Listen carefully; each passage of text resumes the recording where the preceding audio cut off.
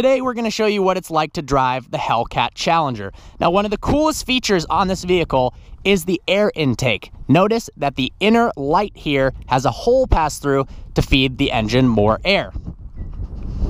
Before we take it for a spin, let's look at the infotainment system for a bit. The coolest is by clicking the SRT button, it gives you an array of options to customize the driving experience. So if you go into track mode, you'll see 700 horsepower, transmission on track, paddle shifters, traction probably almost completely off, and suspension much stiffer. You can go into sport mode, give you a little bit more protection against crashing. You can customize it, or default gives you some street settings here. Valet mode limits this to 500 horsepower. Oh, we've got to enter a pin here. Limits the car to 500 horsepower, 4,000 RPMs, keeps traction control on, and doesn't allow launch control.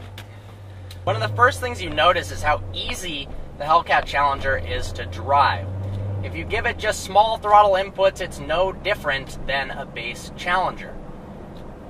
If you're worried about buying this car because it's 707 horsepower and rear-wheel drive, as long as you have some self-control and you don't turn traction control off and floor it, you're going to be absolutely fine. That's what's so great about these, is that one, it's not that expensive, and two, you could daily drive one and destroy supercars on the highway. The paddles are in a bit of a peculiar location. So typically you're taught in performance driving to put your hands at 9 and 3, and when you do that, it's very hard to reach the paddles. You have to grip it more at 10 and 2 and use your pinky or ring fingers to grip the paddles. Instead, at the 9 and 3 position, you've got some buttons here to control the radio. Not really the best ergonomically there. Drop it down in a second. These things actually handle pretty well. Good grip.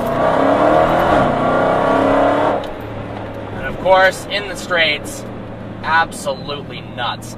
And instantaneous shift points with the 8-speed automatic transmission.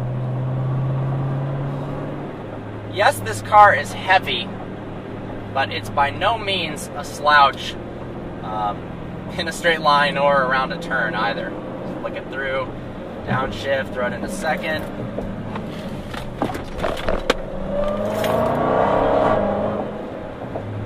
That supercharger whine is absolutely awesome.